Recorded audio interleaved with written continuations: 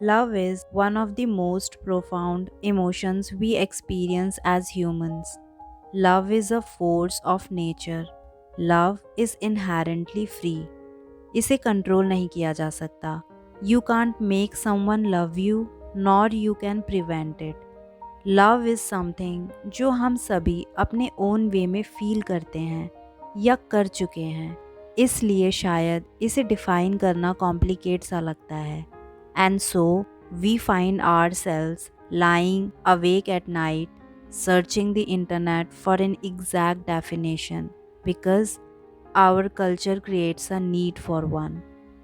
Love is all you need. But what is it exactly? Contemporary concept of love blissful infatuation के around घूमता है जो हम दूसरे पर्सन के लिए फील करते हैं. इन शॉर्ट, ये दो लोगों के बीच एक बॉन्ड होता है which includes physical attraction. Love की definition throughout the years बदलती रही है. फॉर एग्जाम्पल, एंशियंट टाइम्स में कोर्टली लव एक फिनोमिनान था जिसमें मिडिवल नाइट्स नोबल लेडीज़ को इम्प्रेस करने के लिए डिफरेंट सर्विसेज परफॉर्म करते थे, like going to battle, doing something courageous. However, ये behaviour over the years decrease होता गया as social and gender roles have been changing. अब ऐसा कुछ नहीं होता, कोई एफर्ट्स नहीं लगाता, and specially in the last decade एक कॉमन प्रैक्टिस शुरू हो चुकी है जो casual dating and hookup culture के अराउंड घूमती है. आज ज़्यादातर लोग लव में बिलीव ना करके फिज़िकल अपीयरेंस, ऊपरी खूबसूरती पर फोकस करते हैं, जिसे स्पेशली डेटिंग ऐप्स ने और बढ़ा दिया है, जो सिर्फ कुछ नाइस पिक्चर्स, फ्लर्टी मैसेजेस पर बेस्ड होता है. एंड इवन दो आज मैरिज की सेक्रेडनेस ख़त्म होती नज़र आ रही है, लोगों के बीच लॉन्ग टर्म कमिटमेंट्स जो ट्रस्ट एंड रिस्पॉन्सिबिलिटी पर बेस्ड होता है वो भी ख़त्म हो चुका है. But still people seem to crave for love. But what kind of love do we actually want? Is it physical love or emotional, the experience of deeply connecting with someone? What is it?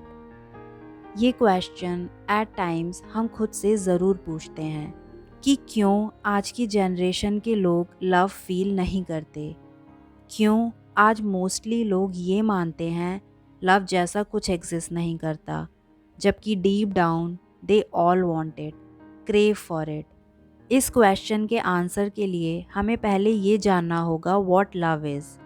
Love has been a source of debate probably since the dawn of time. It's a phenomenon जो सभी humans में present होता है. हम में से कुछ लोगों का झुकाव प्लेटोनिक लव की तरफ होता है, जिसमें हम अपने पार्टनर के साथ ideas and personal experience share करते हैं, which includes intellectual conversation as well. वहीं कुछ लोगों के लिए लव का मतलब होता है passionate expression through body, things like kissing, hugging and so on. हम एक फ्रेंड को आई लव यू बोल सकते हैं जो अपने पार्टनर को बोले गए आई लव यू से बिल्कुल डिफरेंट होता है. बट लव दोनों सिनेरियोज में एग्जिस्ट करता है, बट डिफरेंट वे में. फ्रेंड्स एंड फैमिली के साथ जो लव होता है उसे हम caring for each other through words that are non sexual उसके थ्रू एक्सप्रेस करते हैं. But with so called lovers, sexual attraction suddenly plays a role.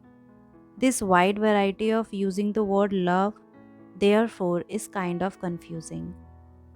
Ancient Greeks ने लव से रिगार्डिंग कुछ कॉन्सेप्ट्स दिए थे जिसे वी कॉल लव.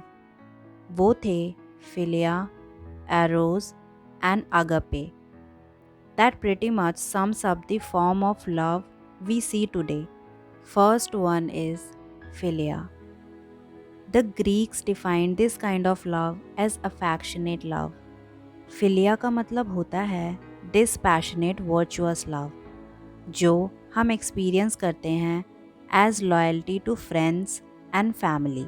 फिलिया का यूज़ डिफरेंट कॉन्टेक्ट्स में होता है. फिलिया में एक सेल्फलेस एलिमेंट होता है जो इस पर बेस नहीं होता कि आप क्या चाहते हैं, बल्कि इस पर कि आप दूसरे इंसान को क्या ऑफ़र कर सकते हैं. without expecting anything in return.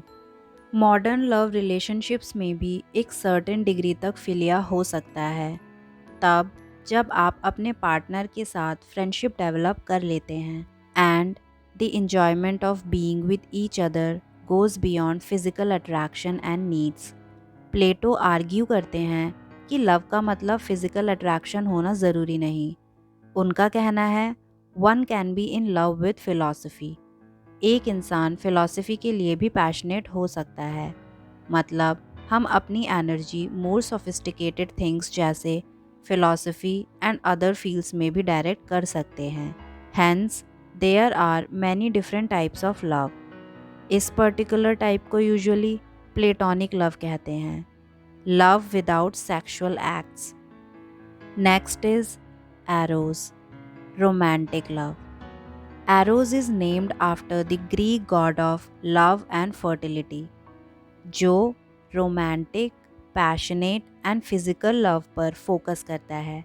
When you fall head over heels for someone, a state of madness for the other person. Eros आज के कल्चर में बहुत कॉमन है। It's an expression of sexual desire, जिसमें love is all about lust and infatuation. And ये तब और feel होता है when it comes to dating apps, जो हमें लोगों को उनकी physical appearance, good pictures and bodies के बेसिस पर सेलेक्ट करने की अपॉर्चुनिटी देती हैं, जो काइंड ऑफ ये बताता है दैट अबव ऑल लोग अपनी सेक्सुअल डिज़ायर्स को सेटिस्फाई करने के लिए एक अट्रैक्टिव बॉडी ढूंढ रहे हैं। ग्रीक्स एरोस को डेंजरस मानते थे। On the other hand, arrows is highly energetic. In some cases, it is strong enough to fuel someone's life and purpose for many years, जो डैनिश फिलोसोफर सोरेन कियरकेगार्ड के साथ हुआ था। His love for Regine Olsen was so strong that बाद में वही love उनके work के लिए एक ड्राइविंग फोर्स बना। Lastly, the highest form of love is agape, unconditional love. agape selfless unconditional love पर फोकस करता है। क्रिश्चियंस अगपे को डिस्क्राइब करते हैं as the love that God has for humanity, love that's enduring, based on acceptance and without condition. Agape दूसरों की need पर focus करता है, इसलिए ये फिलिया एंड एरोस का जस्ट ऑपोजिट होता है, अल्टीमेट सेल्फलेस लव, जिसे बुद्धिस्ट मैटा कहते थे, मीनिंग लविंग काइंडनेस, जो यूनिवर्सल होता है। एगपे इज सैक्रिफिशियल, जिसमें एक इंसान खुद को दूसरों की वेल बीइंग के लिए सैक्रिफाइस करने को तैयार हो जाता है। जीसस क्राइस्ट का क्रूसिफिकेशन एगपे का परफेक्ट एग्जाम्पल है। अपनी लाइफ, कम्युनिटी एंड उनकी वेल बीइंग के लिए डिवोट कर देना without asking anything in return is agape. It's not something we fall into, as it's the case with arrows, but it's something we rise in. Love, in essence, एक connection होता है। ये connection friends, family, partner, but also to ideas भी हो सकता है, या फिर ये एक यूनिवर्सल कनेक्शन भी हो सकता है, जो सेंटिएंट बीइंग्स के साथ फील होता है। लव की गुड एंड बैड साइड्स भी होती हैं। Falling head over heels with someone, for example, बहुत यूफोरिक एक्सपीरियंस समझा जाता है। However, along with highs always comes a low, meaning eros जितना प्लेजर फील कराता है उतना ही पेन भी क्रिएट करता है। एरोस का नेचर सेल्फिश होता है। ये दूसरे पर्सन को अपने प्लेजर या नीड्स के लिए यूज़ करने पर फोकस करता है।